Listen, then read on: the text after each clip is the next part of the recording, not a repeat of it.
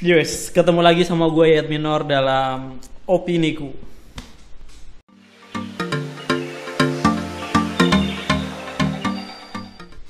Oke, kali ini gue bakalan bahas salah satu topik yang cukup populer, tetapi bisa dikatakan menyedihkan juga, yaitu tentang kiprah timnas Indonesia di kualifikasi Piala Dunia 2022. Tetapi sebelum gue menyampaikan opini gue tentang perjalanan timnas Indonesia di Piala Dunia tahun 2022, gue minta tolong buat klik like, subscribe, komen, bila perlu bisa di-share ke teman-teman kamu semua. Oke, terima kasih buat yang sudah subscribe channel gua. Langsung aja ya. Sebetulnya kalau dilihat dari progres timnas, atau kita boleh lah ya kalau menyebutnya itu pasukan Garuda Muda di Indonesia, cukup meyakinkan menurut gua, karena kedatangan pelatih baru dari Korea Selatan cukup membawa angin segar bagi para pecinta sepak bola di Indonesia. Kenapa? Karena pengalamannya bisa dikatakan cukup keren. Di sisi lainnya, pemain-pemain yang diambil rata-rata pemain muda. Itu artinya sang pelatih berharap atau fokus untuk melakukan pembibitan pemain-pemain muda supaya di masa depan timnas Indonesia bisa lebih kompak. Coba bayangin, dari sejak gua mengikuti perkembangan sepak bola, berarti kurang lebih SMP kelas 2, belum pernah tuh yang namanya timnas Indonesia lolos di Piala Dunia. Bahkan kalau gue sih sering ngobrol sama om gue, sama guru olahraga gue waktu SMP, SMA, sepertinya istilah bahwa timnas Indonesia masuk ke Piala Dunia itu bisa dikatakan mustahil. Tapi bagi gue tidak ada kata yang mustahil. Meskipun kalau dilihat dari hasil pertandingan selama kualifikasi Piala Dunia tahun 2022, nih gue bacain.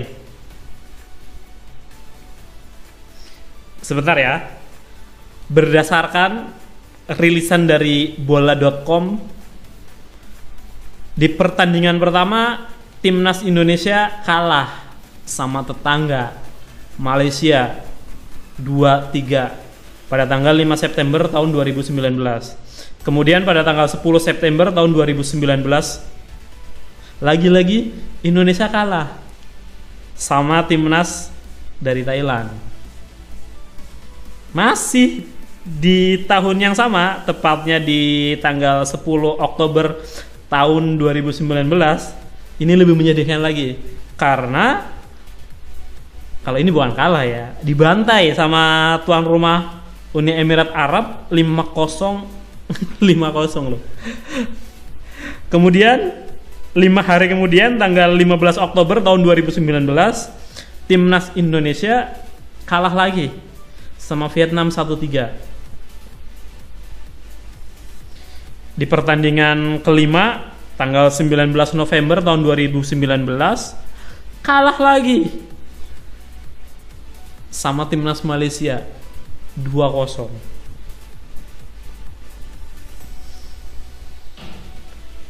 Ini hasil yang paling bisa dikatakan paling mending lah. Tetapi ya kita nggak bisa bangga juga, karena timnas Indonesia itu di tanggal 3 Juni tahun 2021, berarti 1 bulan yang lalu itu mampu menahan imbang timnas Thailand 2-2.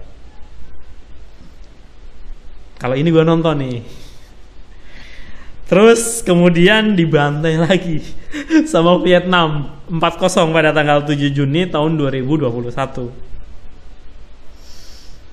Kemudian di pertandingan penutup lawan tuan rumah, lagi-lagi Indonesia itu dibantai 5-0 oleh timnas Uni Emirat Arab.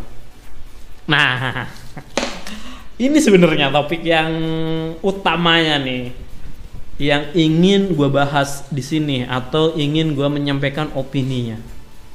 Kalau gue mengikuti hampir seluruh fanpage dari sepak bola di Facebook, dan beberapa juga gue lihatlah postingan-postingan atau komen-komenan di Facebook, di Instagram, hampir rata-rata orang itu menyalahkan PSSI. Yang gue bakalan inget itu adalah komen, selama PSSI dipegang oleh orang-orang yang tidak kompeten di sepak bola, maka timnas Indonesia begitu-begitu saja.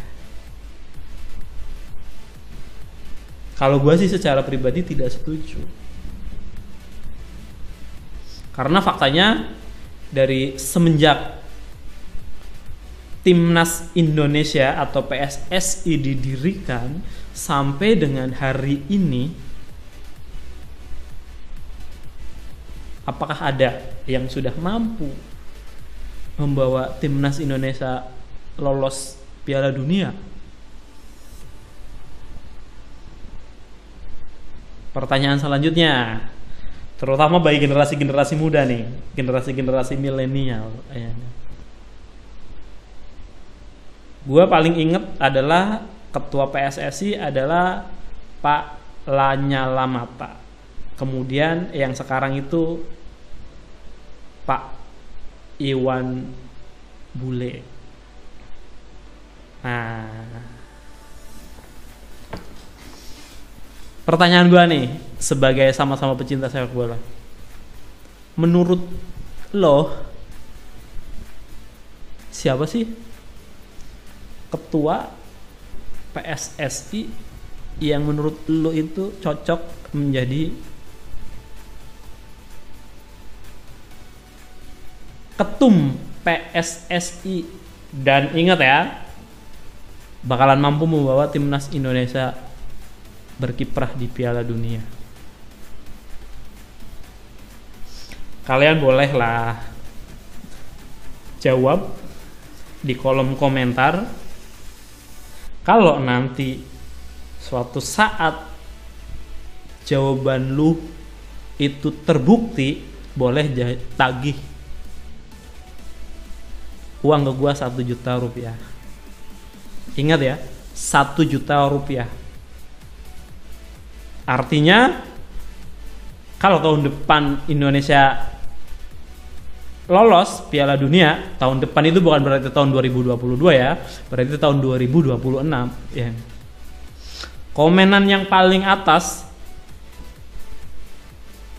bolehlah minta ke gua 1 juta rupiah.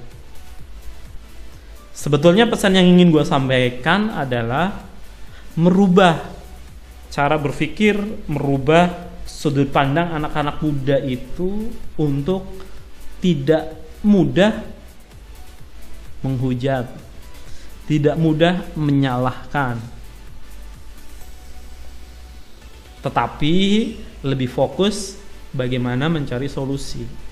Syukur-syukur lo yang hari ini suka sepak bola, lo yang hari ini gila dengan sepak bola, terus mengembangkan bakat, terus mengembangkan potensi, sehingga di masa depan pemain Indonesia memiliki kualitas. Nah, di sisi lainnya bisa jadi orang-orang yang hari ini menyaksikan podcast ini tetapi tidak memiliki kemampuan dalam permainan sepak bola, tetapi memiliki kemampuan secara manajerial, bolehlah berpikir untuk mengarah ke arah sebagai pengurus PSSI, sehingga PSSI nantinya pengurusnya keren, pemainnya keren, bisa lolos Piala Dunia. Jangan hanya nyala-nyalahin lah, jangan hanya ngeluh, jangan hanya menyudutkan, tetapi anak-anak muda jadilah solusi. Itu aja sih sebetulnya, ya enggak. Dan menurut gua, terlepas dari hasil minor selama kualifikasi Piala Dunia tahun 2022, gua tetap mengapresiasi segala perjuangan, segala usaha yang sudah ditunjukkan oleh, kalau sekarang kayaknya adik-adik kita lah ya, adik-adik kita untuk berjuang mengharumkan merah putih. Menurut gua, kesempatan Evan Dimas dan kawan-kawan gagal di tahun ini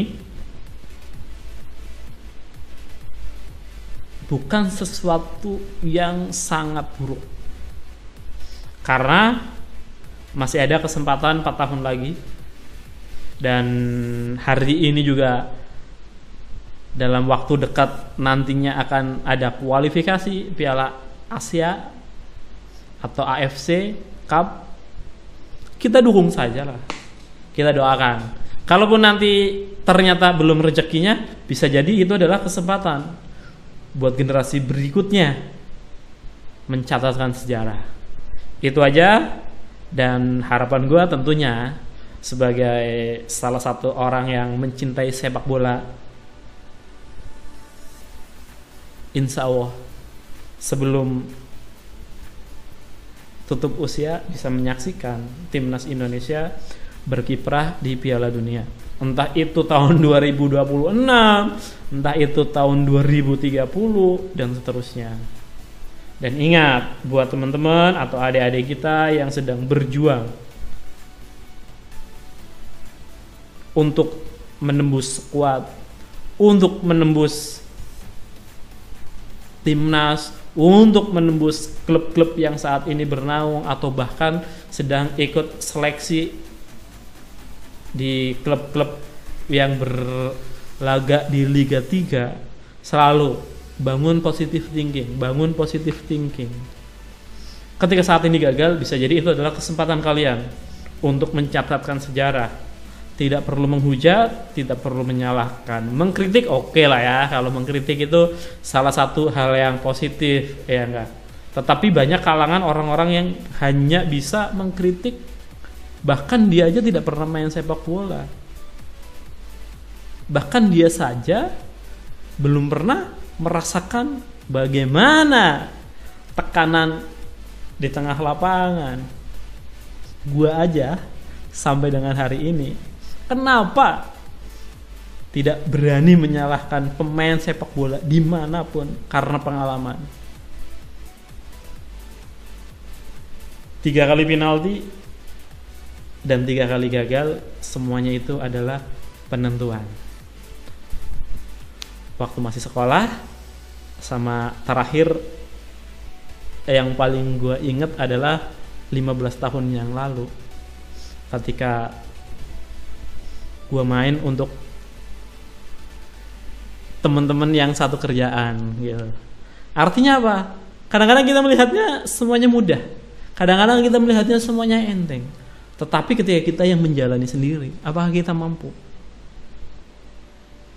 Oke, kembali lagi. Gua tantang teman-teman yang sedang melihat video ini untuk jawab pertanyaan gua, ya enggak? Siapa ketua umum PSSI yang menurut lo itu cocok dan inget mampu membawa timnas Indonesia ke Piala Dunia? Ingat ya, catat nih. Kalau jawaban lu menjadi kenyataan, 1 juta rupiah. Terserah mau tahun 2026, mau tahun 2030. Artinya semakin lama ya nilai 1 juta rupiah akan semakin enteng lah. Artinya apa? Ya gue mengajak lah teman-teman atau kalian nih yang sedang menonton video ini untuk berpikir, untuk berandai-andai, untuk memprediksi supaya Indonesia itu bisa lolos di Piala Dunia. Kapan aja. Yang penting sebelum kiamat. Itu aja sih. Ya enggak. Mudah-mudahan video ini bermanfaat, dan sekali lagi buat adik-adik kita, para punggawa timnas Indonesia yang sudah berjuang dengan sekuat tenaga untuk mengharumkan nama Indonesia di kancah sepak bola internasional. Gue mengucapkan terima kasih banyak dan terus semangat, karena tidak semua orang di Indonesia itu memiliki kesempatan yang sama dengan kalian yang saat ini menggunakan jersey kebanggaan Garuda. Sampai ketemu di podcast gua selanjutnya. Mudah-mudahan video ini bermanfaat dan menjadi motivasi buat adik-adik kita semuanya, dan termasuk kita juga nih sebagai supporter timnas Indonesia.